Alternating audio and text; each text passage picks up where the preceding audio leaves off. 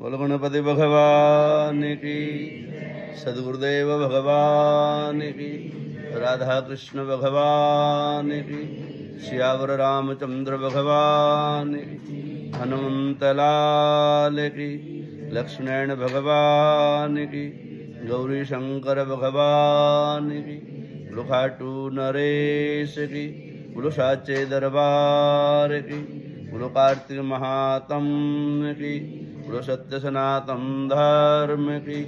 जय जय श्री राधे। विघ्नेश्वराय वरदाय सुरप्रियाय लंबोधराय सकलाय जगद्विताय नागाननाय सुतयज्ञ विभूषिताय गौरीसुताय गणनाथ नमो नमस्ते। वक्रतुंड महाकाय सूर्यकोटि समप्रभा निर्विघ्नं कुरु मे देवा सर्वकार्येषु सर्वदा।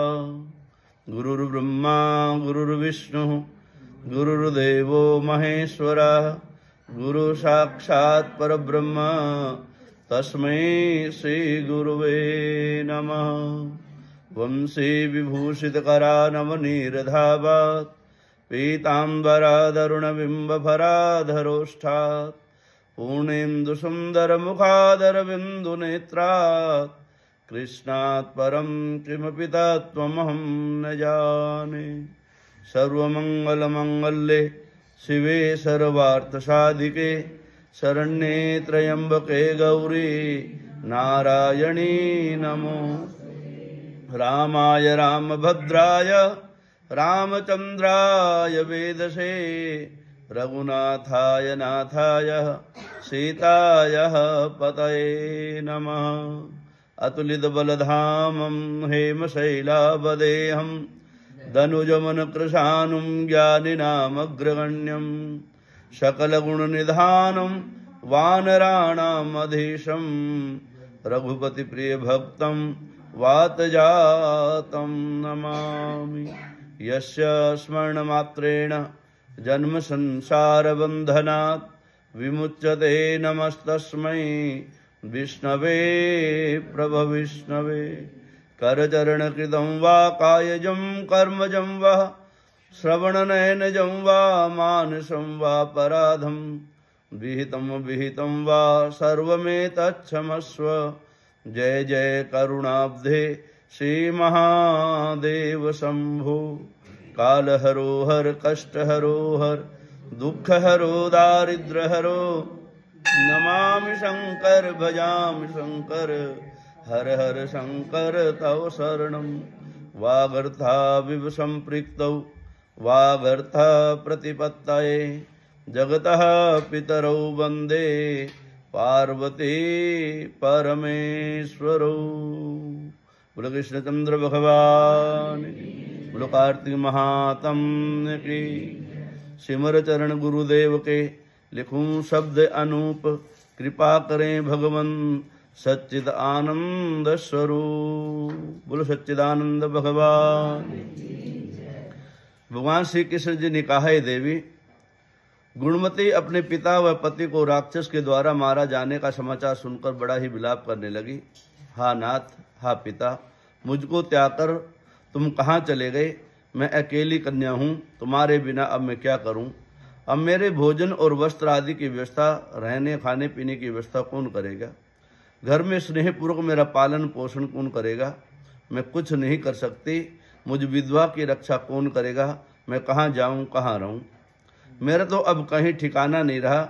इस तरह रोती और बिलखती गुणवती पछाड़ खाकर पृथ्वी पर गिर पड़ी और मूर्छित हो गई और काफ़ी देर तक पड़ी रही। फिर जब होश में आई तो पूर्वत अत्यंत विलाप करने लगी, शोक सागर में डूब गई। जब कुछ संभली तो उसे ध्यान आया कि मेरे पिता तथा पति की मृत्यु के पश्चात उनकी क्रिया आदि करना चाहिए, जिससे उनकी गति हो, उनको परम पद की प्राप्ति हो।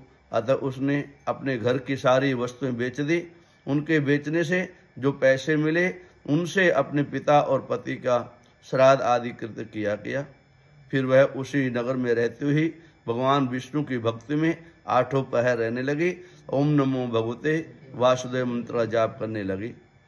उसने जन्म से लेकर मृत्यु तक नियम पूर्वक सारी एकादशियों के व्रत और कार्तिक महीने में उपवास तथा व्रत किए। हे प्रिय, ये एकादशी और एकादशी का व्रत मुझको बड़े ही प्यारे हैं। मुक्ति, भुक्ति, पुत्र और संतान को देने वाले और परम पवित्र होते हैं। जो मनुष्य कार्तिक मास में जब तुला राशि पर सूर्य आता है तो सवेरे उठकर स्नान करते हैं, व्रत का उपासना करते हैं, ओम नमो भगवते वासुदेव मंत्र का जप करते हैं, मंदिर में झाड़ू पोछा लगाते हैं, मंदिर में तुलसा जी का पूजन करते हैं, गीत आदि करते हैं, ताली बजाते हैं, नाचते गाते हैं, वे मुझे बहुत ही प्यारे हैं। क्योंकि यदि वह बड़े पापी भी हों तो भी स्नान व व्रत के इन कर्मों के प्रभाव से उनको मोक्ष का अधिकार प्राप्त हो जाता है। जो मनुष्य कार्तिक में स्नान, जागरण, दीपदान तथा तुलसी के वृक्ष की रक्षा करते हैं वे साक्षात विष्णु भगवान के तुल्य होते हैं। जो मनुष्य कार्तिक मास में मंदिर में झाड़ू लगाते हैं और स्वास्तिक बनाते हैं और विष्णु भगवान का पूजन करते हैं, शिव का अर्चन करते हैं, सूर्य भगवान को अर्घ्य प्रदान करते हैं, हरि नाम का सुमिरन करते हैं, संकीर्तन करते हैं, वो अंत समय में जीवन मुक्त हो जाते हैं, निर्भय हो जाते हैं। यह सुनकर गुणवती भी प्रतिवर्ष मन लगाकर कार्तिक का व्रत व भगवान विष्णु का पूजन करने लगी। हे प्रिय, एक बार वह ज्वर ग्रस्त रुग्ण हो गई और दुबली हो गई और फिर भी किसी न किसी प्रकार गंगा स्नान के लिए चली गई। गंगा तक पहुंची थी किंतु शीत के मारे, जाड़े के मारे वह बुरी तरह कांप रही थी। वह एकदम स्थिर हो गई थी। तब वह मेरे भगवान विष्णु के दूतों के द्वारा मेरे धाम में आई। उसके पश्चात ब्रह्मा आदि देवताओं की प्रार्थना पर जब मैंने कृष्ण का अवतार लिया तो उस समय मेरे गण भी मेरे साथ में आए। वह सब इस पृथ्वी पर यादव कुल में उत्पन्न हुए। तुम्हारे पिता जो कि पूर्व जन्म में देव शर्मा नाम के ब्राह्मण थे, अत्रि गोत्र के थे, इस समय में सत्राजित नाम के राजा हुए। पूर्व जन्म में चंद्र शर्मा जो तुम्हारा पति था वह डाकू है और हे भामिनी तू ही वह गुणवती है। यह कार्तिक व्रत का ही प्रताप है जिससे कि तो मेरी अर्धांगिनी बनी। पूर्व जन्म में तुमने मेरे मंदिर में द्वारे पर तुलसी का पौधा लगाया था। वह इस समय तेरे महलों के आंगन में कल्प वृक्ष के रूप में खड़ा लहरा रहा है। तुमने जो उस समय में उस जन्म में दीप दान किया था उसके कारण तुम्हारी देह सुंदर बनी हुई है, तुम्हारे शरीर में शोभा पा रही है और घर में साक्षात लक्ष्मी निवास करती है। तुमने क्योंकि पूर्व जन्म में अपने समस्त व्रतों का फल पति स्वरूप विष्णु को अर्पण कर दिया था, उसी के प्रभाव से तुम इस समय मेरी प्रिय भामिनी हुई हो। पूर्व जन्म में आजीवन तुमने जो नियम से कार्तिक मास का व्रत किया था, एकादशी का उपवास किया था, उसका यह प्रभाव है कि मेरा और तुम्हारा कभी वियोग नहीं होगा। इस प्रकार जो कोई कार्तिक मास में व्रत आदि करते हैं वह मुझे तुम्हारे ही समान प्यारे होते हैं। वह लोग जो कि दूसरे जप तप यज्ञ दान आदि करते हैं, कार्तिक मास में किए गए व्रत के सामने उनका फल तो कुछ भी नहीं है, बहुत थोड़ा है। यानी कार्तिक मास में व्रतों का 16वां भाग भी नहीं है।